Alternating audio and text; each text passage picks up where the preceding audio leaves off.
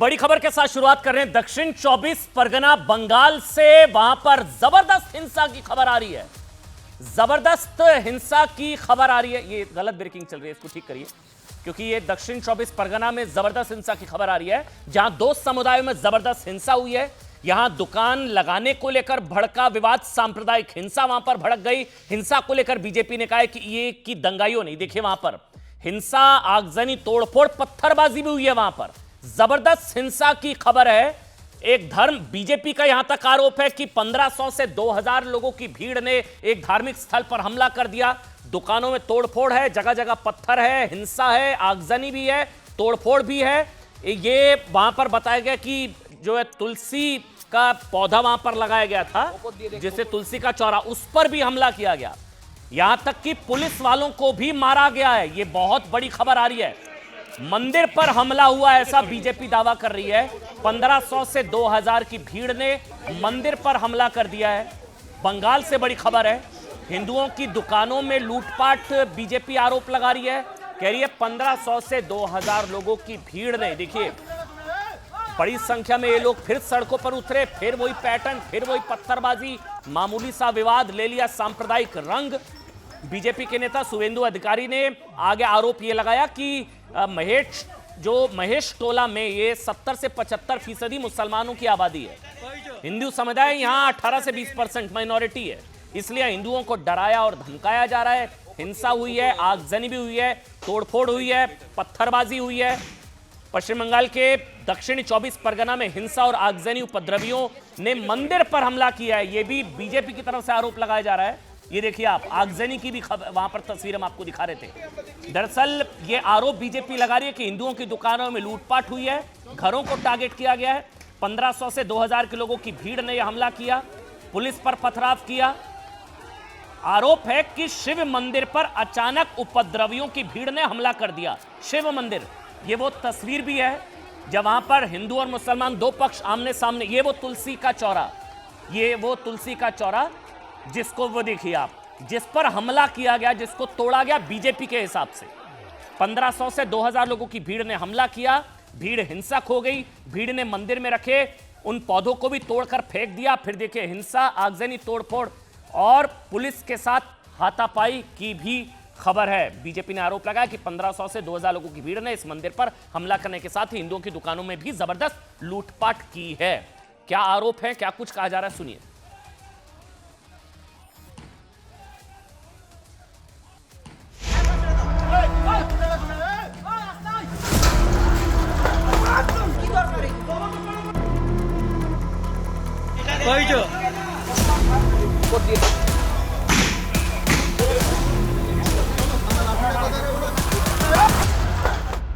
आकर वहां हिंदू माइनॉरिटी है, हिंदू टेंपल पर आघात किया, हिंदू दुकान और घर लूटा।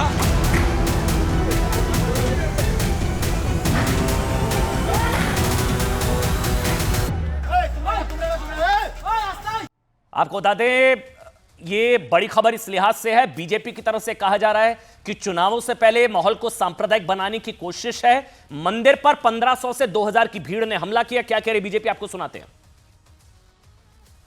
The unruly mob, specially a particular community, they vandalize one temple and multiple number of Hindu shops and houses, injured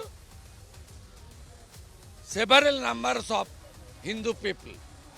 वहाँ एक खास समुदाय का टीम पुलिस का सामने 1,500 से 2,000 आकर वहाँ हिंदू माइनॉरिटी है, हिंदू टेंपल पर आघात किया, हिंदू दुकान और घर लूटा और बहुत सारे हिंदू लोग वहाँ इंजर्ड भी हुआ। कोई मीडिया पर्सन हुआ, घुसने की स्कोप नहीं मिल रहा है। आपको बता दें, बीजेपी की तरफ से बड़ा दावा यह किया जा रहा है कि मंदिर पर अटैक हुआ है। 1500 से 2000 लोगों की भीड़ ने मंदिर पर हमला किया। यह मैं आपको पूरी खबर एक बार समझा देता हूं। दरअसल मंदिर के पास कुछ अवैध जो है निर्माण को लेकर यह पूरा विवाद हो रहा था।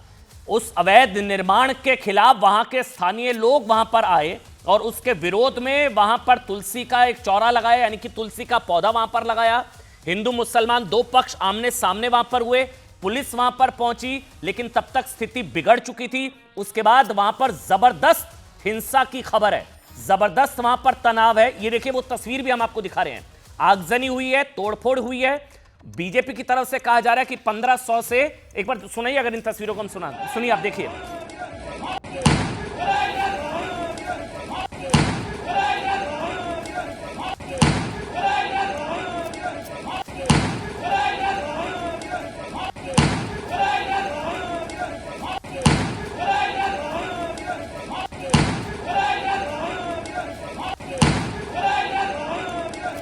आपको बता दें बीजेपी की तरफ से यह दावा किया जा रहा है, यह बताया गया है कि दरअसल वार्ड नंबर 7 जो है महेश टाला, वहां पर एक इल्लीगल तरीके से शिव मंदिर के पास कुछ दुकानों के निर्माण को लेकर वहां पर व्यवस्था की जा रही थी। फिर वहां पर लोकल जो लोग हैं उन्होंने उसका विरोध किया, लेकिन फिर वहां पर 1500 से 2000 लोगों की भीड़ ने हमला कर दिया।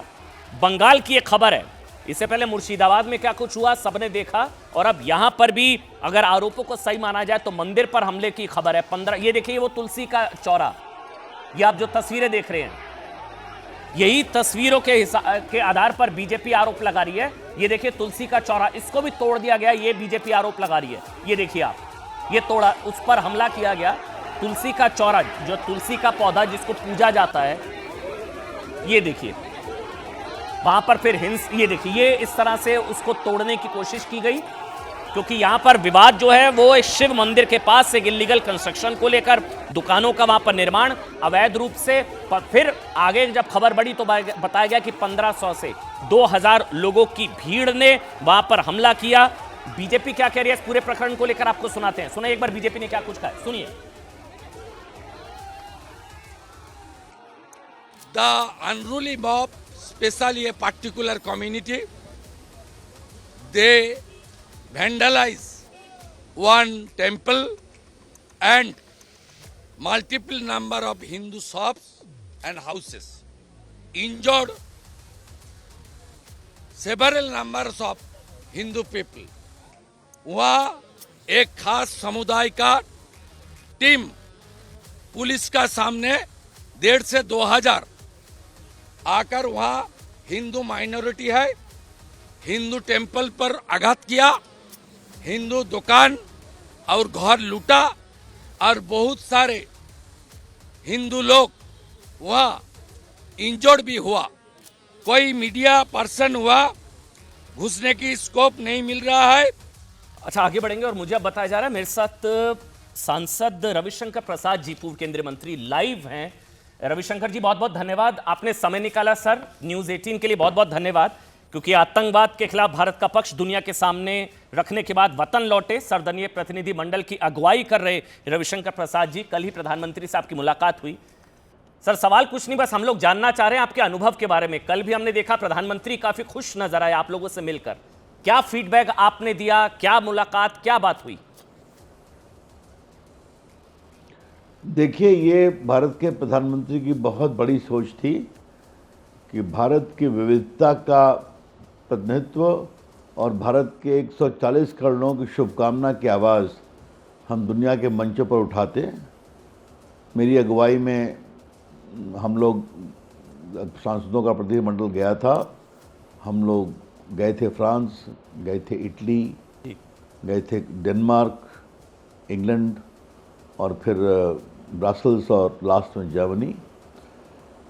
हम सबों ने एक ही बात कही कि हम लोग में राजनीतिक विरोध है, लेकिन यहाँ हम भारत की आवाज़ है। कांग्रेस के लोगों ने कहा, शिवसेना की प्रियंका जी ने कहा, और हम आतंकवाद के खिलाफ एक स्वर में भारत के पक्ष को रखने आए हैं। आतंकवाद दुनिया का कैंसर है और हर लोकतांत्रिक देश को इसके खिलाफ बुलंदी से खड़ा होना पड़ेगा। और दुनिया में कहीं भी जो आतंकवाद है उसमें एक उसकी सुई पाकिस्तान में है, क्या इंग्लैंड हो, क्या फ्रांस हो, क्या अमेरिका हो, क्या जर्मनी हो, क्या ब्रसेल्स हो। तो भारत ही नहीं, आज पाकिस्तान दुनिया में आतंकवाद का केंद्र बन चुका है। वहाँ के जनरल्स जो न चुने गए हैं न कुछ, लेकिन सारी सत्ता उनके पास है और वो आतंकवादियों के प्रश्रयदाता हैं और आतंकवादी उनके इशारों पे काम करते हैं। और हमने ये भी कहा कि भारत की हर सरकार ने पिछले 75 साल में पाकिस्तान के साथ अच्छे रिश्ते बनाने की कोशिश की। हमेशा युद्ध हुआ या आतंकवाद हुआ, भारत ने कभी युद्ध शुरू नहीं किया। तो आज ये दुनिया ने हमें सुना, समझा और बहुत ही अच्छा हमें रिस्पांस मिला और हमें जानकर बहुत प्रसन्नता हुई कि भारत की जो आर्थिक ताकत बढ़ी है, दुनिया की चौथी बड़ी इकोनॉमी हो गई है, तो भारत की और मजबूती के साथ हमने पक्ष रखा और दुनिया ने हमें बहुत सराहा। और आपको जानकर खुशी होगी कि सारे यूरोप के देशों ने भारत के साथ अपने साझा एकता की बात की, सॉलिडारिटी की बात की और सहानुभूति भी दर्शाया जो लोग मारे गए। बिल्कुल, लोकतंत्र की बहुत ही खूबसूरत तस्वीर दुनिया ने देखी। मेरा सवाल रवि जी, इस प्रतिनिधि मंडल का भारत के लिहाज से क्या हासिल रहा, ये मैं आपसे समझना चाहूँगा। लेकिन पहले पीएम से क्या बात हुई? पीएम ने पर्सनली आप सबसे मिले, आपसे फीडबैक भी लिया होगा क्योंकि आप अगुवाई कर रहे थे प्रतिनिधि मंडल की। क्या पर्सनल फीडबैक लिया गया सबसे? क्या बात हुई, अगर आप थोड़ा बहुत बता पाएं देश को सर। बहुत अच्छी बातचीत हुई। हर से प्रधानमंत्री बात कर रहे थे, विपक्ष के नेताओं से विशेष रूप से बात कर रहे थे, सबके अनुभव को समझ रहे थे और बाद में प्रधानमंत्री ने हम लोग को सराहा, हम लोगों ने बात की। जिससे हम लोगों ने बताया कि यूरोप में जो मानवाधिकार की बात करते हैं, तो हम लोगों ने एक बात विशेष रूप से कही कि जो आतंकवाद की घटनाओं में पीड़ित होते हैं, मारे जाते हैं बर्बरता से, उनका मानवाधिकार है या नहीं। अगर वो नेवी के जो हमारे नवविवाहित जोड़े थे, कमांडर नरवल जी, उसकी पत्नी का मानवाधिकार है या नहीं, तो क्या मानवाधिकार की हमेशा एक ही बार चर्चा होगी? तो दुनिया ने इसको सराहा और ख़ास करके यूरोप में इस बात का बहुत चर्चा होती है, मानवाधिकार की, सिविल राइट्स की। तो उन्होंने इन सबों को विस्तार से समझा कि ये सिर्फ भारत पाकिस्तान, और हमने कहा साफ कि पाकिस्तान को संभालने के लिए भारत पर्याप्त है। 4 बार उनकी युद्ध में पिटाई कर चुके हैं और अभी घर में घुसकर मारा है। हम लोग के आने का मर्पस ये नहीं है कि आप हमारी मदद करिए पाकिस्तान के खिलाफ, हम आपको इस खतरे से आगाह करने आए हैं कि ये खतरा आपके द्वार भी पहुंच सकता है और ये कैंसर है, इसके खिलाफ खड़ा होने की ज़रूरत है। रवि जी, एक हासिल, मतलब एक उपलब्धि, क्योंकि मेरी नज़र में जो मुझे ऑब्जर्व, अगर आप ठीक करिएगा अगर मेरी ऑब्जर्वेशन गलत हो, गल्फ कंट्रीज ने भी उस तरह से एक भी स्टेटमेंट पाकिस्तान के पक्ष में नहीं दिया। आपकी नज़र में क्या बड़ा हासिल रहा इस प्रतिनिधि मंडल का? जैसा मैंने आपको बताया ना, हम लोग थिंक टैंक से मिले, मीडिया से मिले, सांसदों से मिले, वहाँ के चाहे वो हाउस ऑफ कॉमन्स हो या जर्मन की सांसद हो या हम लोग यूरोपियन कमीशन में भी जो वहाँ की संसद है उसके अंदर गए, उसके लोगों से मिले। तो वहाँ की संसदीय समितियाँ बहुत मजबूत होती हैं।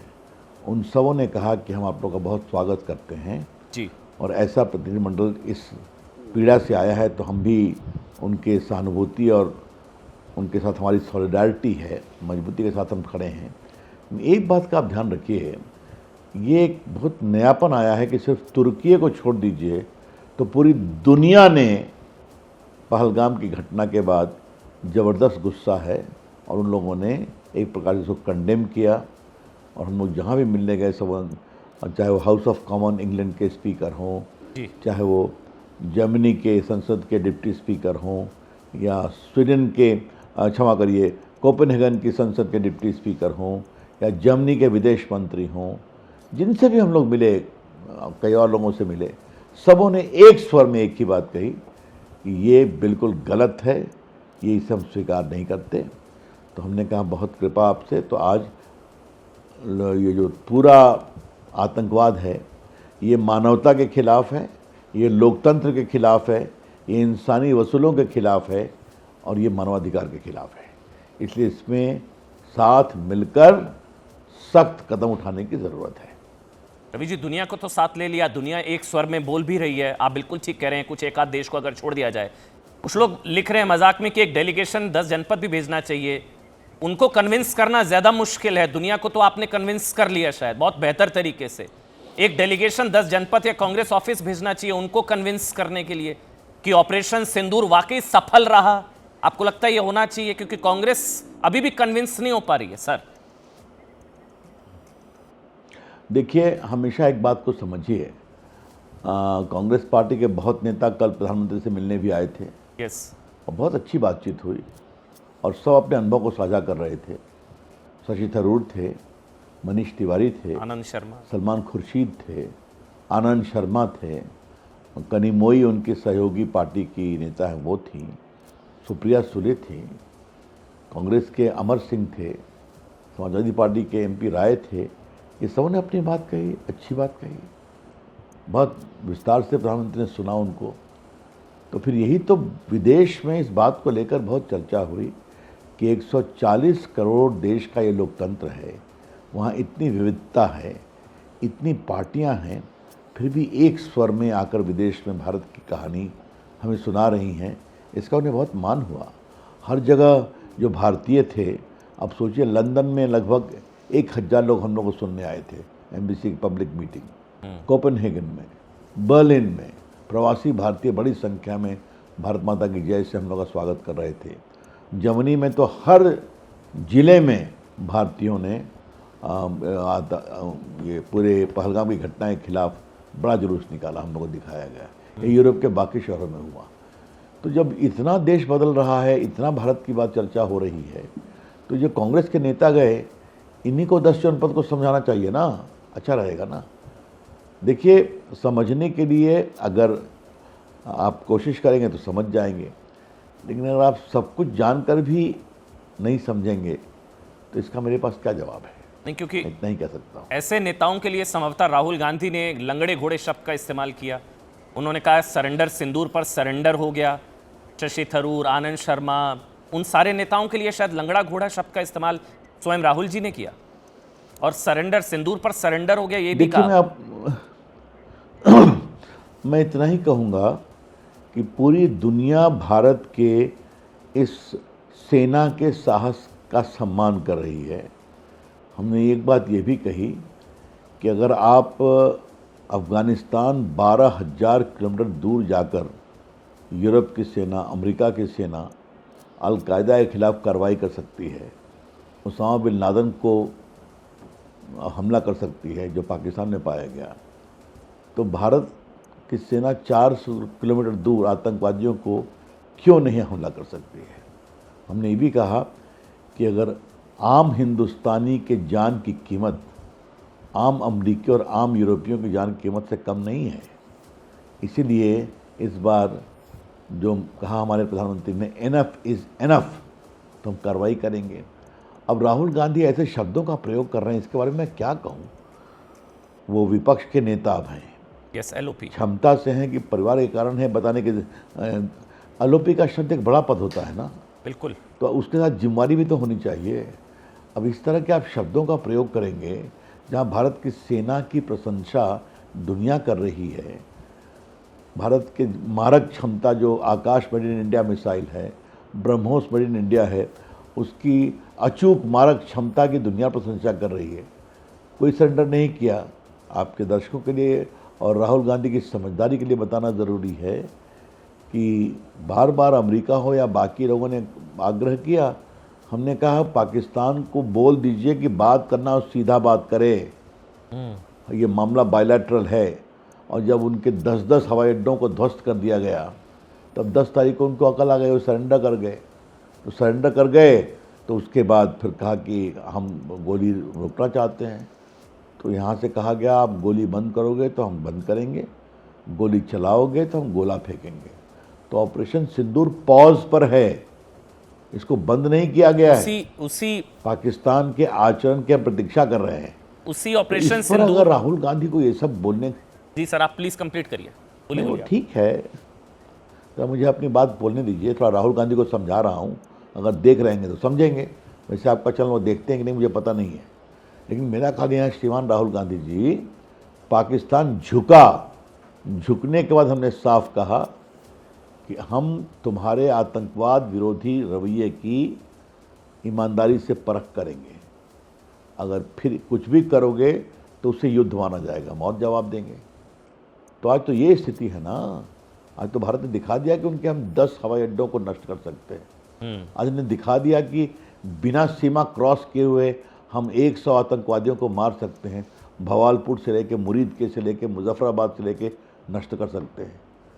आज जब पाकिस्तान के प्रधानमंत्री शहबाज शरीफ कह रहे हैं कि रात के 2 बजे हमारे सिपा सलार मुनीर साहब ने हमें फ़ोन करके कहा कि भारत ने हमला किया है आतंकवादी केंद्रों पर, तो अब क्या चाहते हैं राहुल गांधी? उनको क्या सबूत दिया जाए? सैटेलाइट इमेजेस सब कुछ है। There is no surrender mister Rahul Gandhi, कृपया करके देश की क्षमता को कमजोर मत करिए आप। सिंदूर के विश्लेषण के लिए समिति बने, वो बस एक आखिरी सवाल, ऑपरेशन सिंदूर के विश्लेषण के लिए समिति का गठन करना होना चाहिए कांग्रेस, दूसरा स्पेशल सेशन बुलाया जाना चाहिए। ये क्या ये विचार योग्य मांग है कांग्रेस की कि ऑपरेशन सिंदूर का विश्लेषण हो, एक समिति बने? उन्हें डाउट है। ऐसा है, संसद शुरू होगी ना, उनके प्रश्नों का हम जवाब देंगे ना। लेकिन मैं आपसे एक बात पूछना चाहता हूं, राहुल गांधी और कांग्रेस पार्टी से कि ऑल पार्टी मीटिंग में आपके द्वारा कहा जाता है कि सेना के साहस पर हमें गर्व है। यस। तो इस समिति रिव्यू की बात करके क्या आप सेना के संकल्प, साहस पर सवाल उठाएंगे? राहुल गांधी जी, कांग्रेस पार्टी आपकी गैर जिम्मेवार टिप्पणियों से पाकिस्तान में ताली बजती है, आपको टीवी पर बहुत दिखाया जाता है। तो ये जो आप वक्तव्य उठा रहे हैं, तो पाकिस्तान को आप एक और बड़ा हैंडल दे रहे हैं ना। क्या मतलब है आपका? कुछ समझदारी नहीं बची है क्या आप में?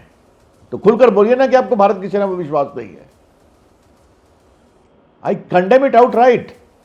ये बहुत ही गैर जिम्मेदार आचरण है, और खास करके जब ऑपरेशन सिंदूर अभी चल रहा है, कभी भी कुछ हो सकता है, तो उस समय बातें करना ये बहुत ही अनुचित है।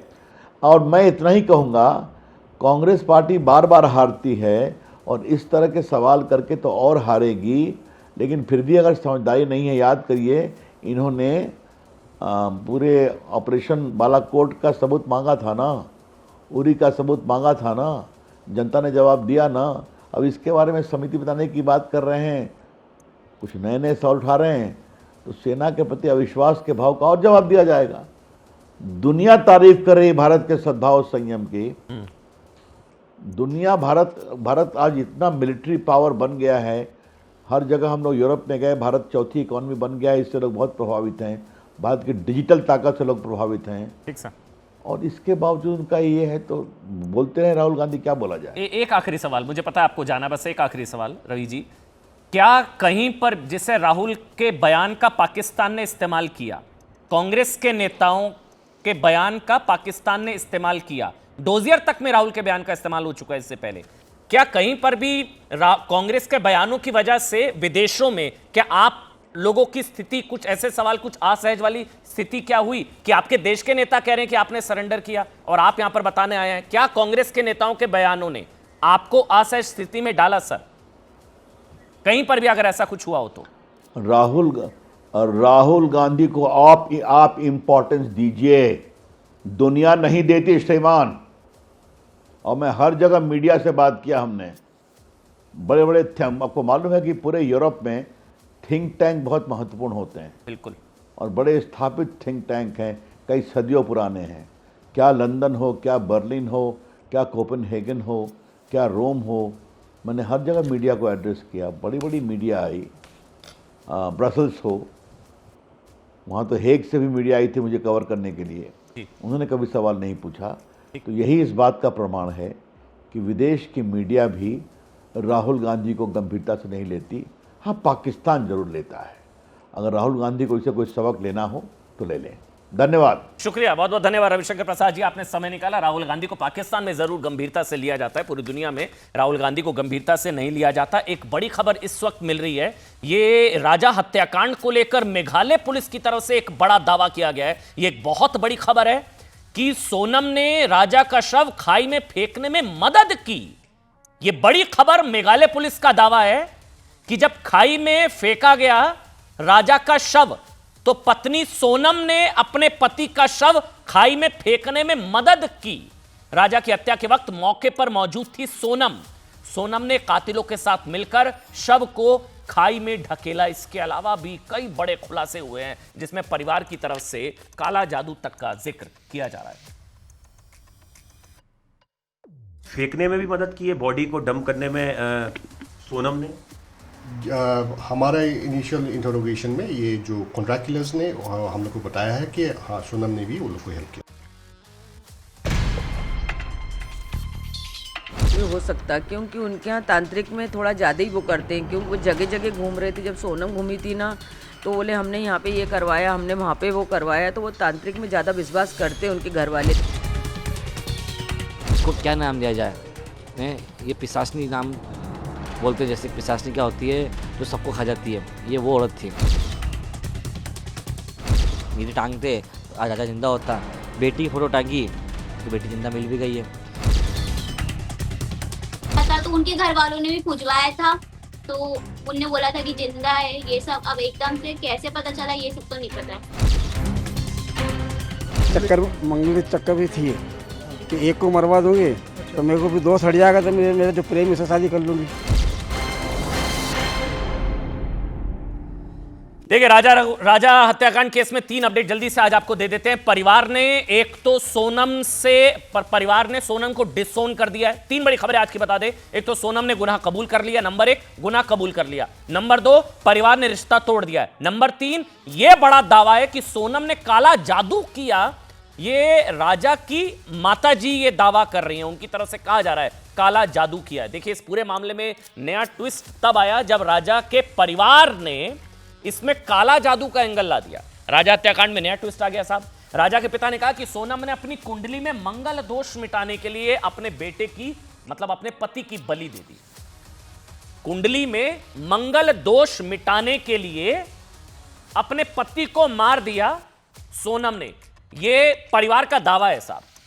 अशोक रघुवंशी ने दावा किया, जो कि पिता हैं, कि सोनम की कुंडली में मंगल दोष था, जिससे छुटकारा पाने के लिए उसने पति की हत्या करा दी। मंगल दोष, ताकि वो अपने बॉयफ्रेंड के साथ शादी करके खुशी खुशी जीवन बिता सके। मतलब मंगल दोष होगा, परिवार का ऐसा दावा है। शादी की जो है और पति को मरवा दिया, मंगल दोष खत्म कर। मंगल दोष के चक्कर में मारा गया राजा, ऐसा दावा परिवार का, ताकि वो अपने बॉयफ्रेंड के साथ शादी कर सके। वहीं राजा के भाई साहब सचिन रघुवंशी ने तो और बड़ा दावा कर दिया कि तंत्र मंत्र करने के बाद सोनम राजा को कामाख्या मंदिर इसलिए लेकर गई ताकि उसकी नर बलि दी जा सके। तंत्र मंत्र कामाख्या मंदिर ले गई, उसकी नर बलि दी जा सके। उन्होंने कहा कि नर बलि देकर वो अपने मंगल दोष को दूर करना चाहती थी। जबकि राजा की मां का अलग दावा है। उन्होंने तो दावा कर दिया कि सोनम ने काला जादू करके मेरे बेटे को अपने वश में कर लिया था, वशीकरण शब्द का इस्तेमाल किया। वो शादी के बाद राजा बदला बदला सा नजर आ रहा था। ऐसा लगता था जैसे सोनम ने उसे अपने वश में कर लिया हो। सोनम की कुंडली देखने के बाद कई ज्योतिषों ने भी कहा कि जिस तारीख को राजा की हत्या हुई, ये सुनिएगा, परिवार ऐसा दावा कर रहा है कि कई ज्योतिषों ने बताया साहब कि जिस तारीख को राजा को मारा गया, उस दिन चंद्रमा गोचर में था, जो षड्यंत्र की स्थिति को दर्शाता है। यह परिवार दावा कर रहा है। राजा का मर्डर 23 मई को किया गया। 23 मई को चंद्रमा गोचर में था और इसी दिन राजा के खिलाफ उसकी पत्नी ने एक जानलेवा षड्यंत्र रचा, जिसमें राजा ने अपनी जान गंवा दी। मतलब देखिए, परिवार के अपने दावे हैं, पुलिस अपनी जांच कर रही है, लेकिन परिवार की बात आप तक पहुंचाना बहुत जरूरी है, क्योंकि परिवार काला जादू, तंत्र मंत्र, वशीकरण, अलग अलग तरह के दावे कर रहा है। सुनाइए। मंगल चक्कर भी थी कि एक को मरवा दूंगी तो मेरे को भी दो सड़ जाएगा, तो मेरे जो प्रेमी से शादी कर लूंगी। पॉइंट पे पॉइंट बात वाली, अंदर आदमी से देखता ना ये तो। में तंत्र मंत्र गिरा की बात आ रही है, क्योंकि जिस जगह पे सोनम उसको लेके गई थी वहाँ तंत्र मंत्र होता है, माँ कामाख्या देवी मंदिर में। तो वहाँ से तंत्र मंत्र चक्कर में ले गई थी कि राजा को मेरे को मरवाना है और मेरी शादी दूसरी जिससे प्यार करती है उससे करेगी, क्योंकि इसका एक सबूत ऐसा पेश होता है कि इसके घर पे जैसे इसके पापा ने जो उल्टी फ़ोटो लगाई थी सोनम की, ये एक बहुत बड़ी चीज़ सोचने की हो रही है कि तंत्र मंत्र कुछ तो होगा। सोनम ने कुछ तांत्रिक विद्या करी हो, मतलब इसीलिए उसको वहाँ पे लेके गई हो। लगता है कि आपका बेटा जो पूरी तरीके से सोनम के बस में हो गया था। हाँ, वो जैसा सोनम बोलती थी वैसे ही करता था, क्योंकि शादी के पहले तो वो ऐसा नहीं था। जिस दिन से सोनम हमारे घर में आई थी ना, तो उसको वही दिखने लगी थी, सोनम ही सोनम। वो उसके पीछे पीछे भागने लगा था, जैसा वो बोलती थी वैसे ही करने लगा था। खिलाने का तो नहीं कह सकती हूँ, मगर है ना कुछ न कुछ तो मतलब उसके ऊपर कर रखा था उनने। मांगलिक दोष दोनों का था, इसका उच्च मंगल था और इसका मतलब वो मानसिक मंगल था। इसको ऐसे भी समझिए, राजा रघुवंशी मर्डर केस में आज एक ऐसी भी तस्वीर सामने आई, इसने सबको हैरान कर दिया। मतलब ये तस्वीर देखकर हर किसी का कलेजा रो पड़ा। मतलब जिस पर मारने का आरोप है सोनम, जिस सोनम ने अपने पति को मार दिया, सोनम का भाई राजा की मां से मिला। ये आज की सबसे भावुक कर देने वाली तस्वीर थी, क्योंकि सोनम के भाई ने भी डिसोन कर दिया कि मेरी बहन ने ये किया है। बहन ने कन्फेस कर लिया, हाँ मैंने मारा अपने पति को। ये देखिए आप, सोनम के भाई गोविंद आज राजा के घर पहुंचे। ये दिखाइए एक बार तस्वीरें देखिए आप।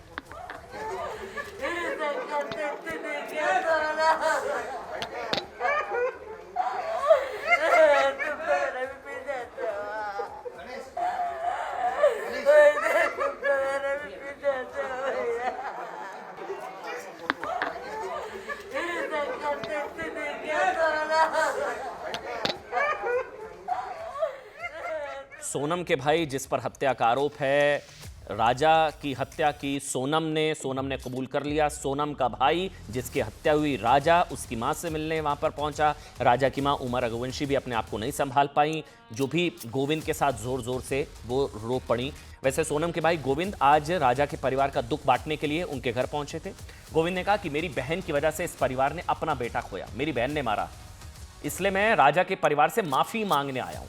गोविंद ने आज फिर दोहराया कि अगर सोनम राजा की हत्या की दोषी है तो उसे फांसी पर लटका दिया जाए। सोनम की गिरफ्तारी के बाद यूपी मेघालय पुलिस ने 3 मिनट के लिए गोविंद को उसकी बहन से मिलने भी दिया था। यह भी आज की बड़ी खबर है।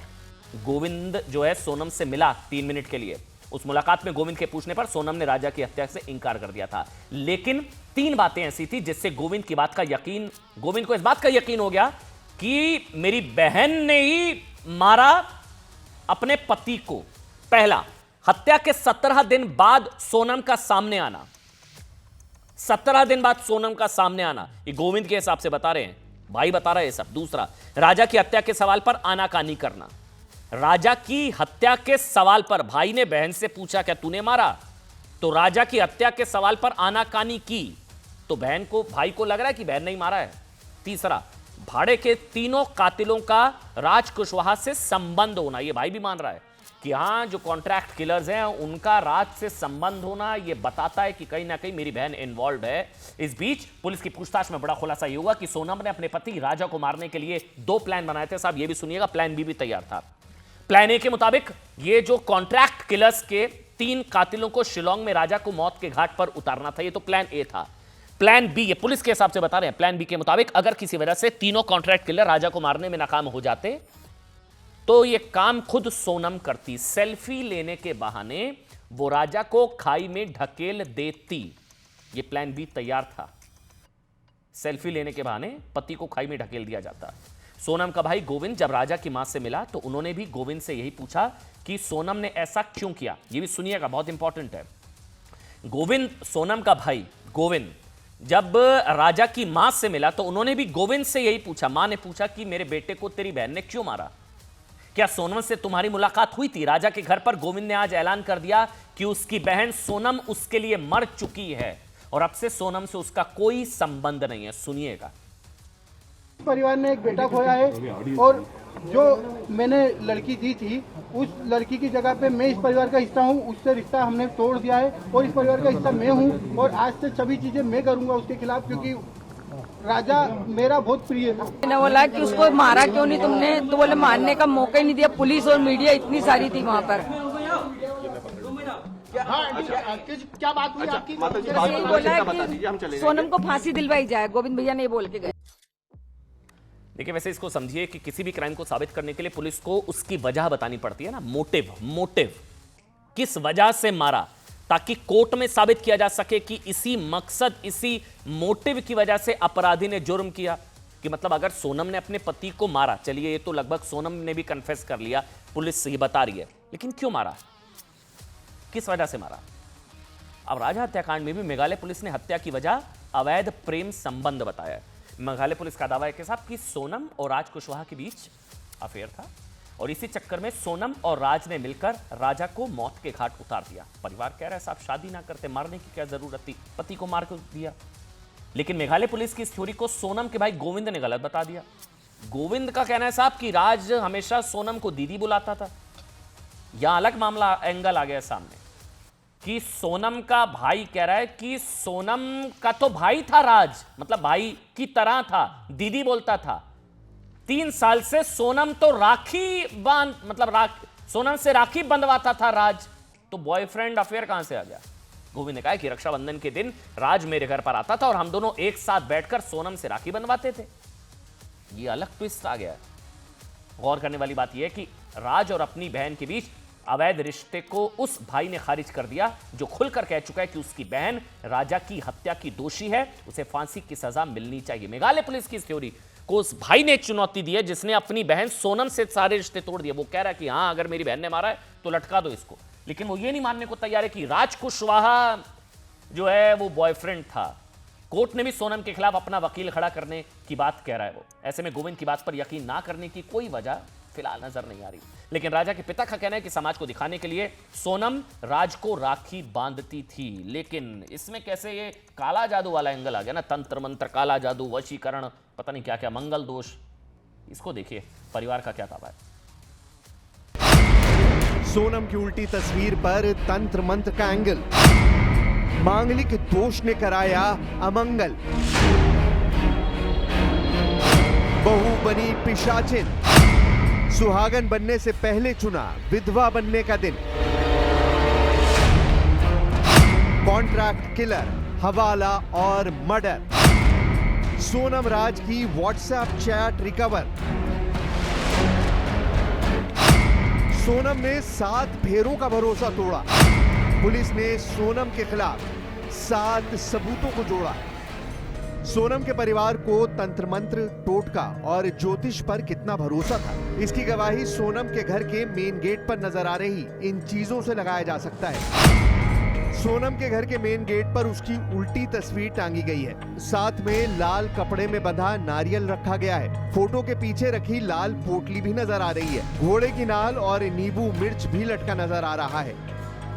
सोनम के घर के बाहर टंगी उसकी उल्टी तस्वीर पर राजा के घर वालों ने बड़ा बयान दे दिया। राजा के भाई सचिन रघुवंशी ने कहा कि सोनम का परिवार तंत्र मंत्र जानता है। उन्होंने कहा कि अगर सोनम के पिता ने राजा की भी उल्टी तस्वीर टांगी होती तो शायद आज वो जिंदा होता। इस पर सोनम के पिता ने बताया कि उन्होंने ज्योतिष की सलाह से घर के दरवाजे पर सोनम की उल्टी फोटो इसलिए टांगी थी ताकि सोनम सही सलामत घर वापस आ सके। जब राजा रघुवंशी सोनम के मिसिंग हुए थे तब इनके पापा ने फोटो उल्टी क्यों नहीं टांगी, ये टांगते आज राजा जिंदा होता। बेटी की फोटो टांगी तो बेटी जिंदा मिल भी गई है। तो ये सोचने पे चीज़ मजबूर कर रही है। वैसे कौन सा तांत्रिक था जिसने तो चीज़ों को खट से बोला और बच्चे मिल भी गए उनकी। भी हो सकता क्योंकि उनके यहाँ तांत्रिक में थोड़ा ज़्यादा ही वो करते हैं, क्योंकि वो जगह जगह घूम रहे थे। जब सोनम घूमी थी ना तो बोले हमने यहाँ पे ये करवाया, हमने वहाँ पे वो करवाया, तो वो तांत्रिक में ज़्यादा विश्वास करते हैं उनके घर वाले। तो बच्चा तो वैसे ही सीखेगा ना। हो सकता सोनम ने कुछ तांत्रिक विद्या करी हो, मतलब इसीलिए उसको वहाँ पे लेके गई हो। अब तो राजा रघुवंशी का पूरा परिवार खुलकर कह रहा है कि सोनम एक पिशाचिनी है जो 7 परिवारों को खा गई। राजा के पिता और बहन दोनों ने कहा कि राजा और सोनम दोनों की कुंडली में मांगलिक दोष था। शायद इसीलिए सोनम को लगा कि पहले पति को मरवाकर दूसरी शादी करूंगी और चैन से रहूंगी। आज 7 परिवार को बर्बाद कर दिया। पहला मेरा परिवार, दूसरा मेघालय जो टूरिस्ट के बल पे चलता था, वहाँ जो उनकी रोजी रोटी को इनने बर्बाद कर दिया। वहाँ के बच्चे जो चलते थे टूरिस्ट पे थे उनको खाया है। 4 लड़के जिनको इनने पैसे दे के लिया है मर्डर करवाने के लिए, एक खुद का परिवार, 7 परिवार को खा गई है औरत। इसको क्या नाम दिया जाए? ये पिशाचनी नाम बोलते, जैसे पिशाचनी क्या होती है जो सबको खा जाती है, ये वो औरत थी। देखिए तंत्र मंत्र का तो मुझे कोई आइडिया नहीं है। हो सकता है उनके घर वालों की सोच इससे बैठी होगी पहले से, उन लोगों को ज़्यादा नॉलेज होगा, क्योंकि हम लोगों ने जब कोई जो पंडित था, पंडित जो नहीं का था, हमारा इसमें कुछ भी था नहीं। तो सारी जानकारी उनके मन में होगी, पहले से पता होगी इन लोगों को, तो हो सकता है उन्होंने कुछ करा होगा ऐसा। अरे साहब घर वालों मालूम है मेरी छोरी इसमें की है, तो तुमको शादी नहीं करना था। जब वो दूसरे से लगी हुई है तो फिर तुमने दूसरा घर बर्बाद क्यों करा? उसने उसका घर का बर्बाद भी कर लिया, मेरा घर ये बर्बाद हो गया। हम इंडिया में ही रहते हैं, ये सब तो नॉर्मल सी बात है। पंडित से पूछना क्या हो गया है, तो ये सब तब लिया था। तो उनके घर वालों ने भी पूछवाया था, तो उनने बोला था कि जिंदा है। ये सब अब एकदम से कैसे पता चला, ये सब तो नहीं पता। इस बीच अजय दुबे नाम के एक ज्योतिष ने राजा मर्डर केस को लेकर बड़ा दावा किया है। उनका कहना है कि राजा की हत्या में एक नहीं बल्कि 2 महिलाओं का हाथ है।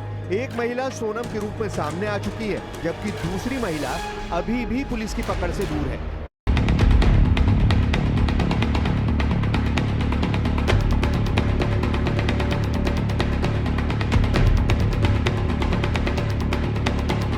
हमारा गांव चोरू है सर, लेकिन वहाँ पर भी इतनी गर्मी नहीं है इतनी यहाँ पे। बुरा हाल है जी, बुरा हाल है गर्मी में सर।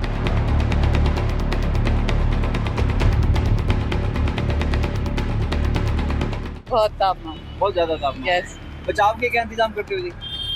बस यही दुपट्टा, फेस कवर, हाँ, चेहरा और अपना फेस कवर करके रखना है जी। अच्छा, तो ये जो इंतजाम किए गए ये कैसे है? ये बढ़िया बढ़िया है। पीने को पानी सही मिला? हाँ जी।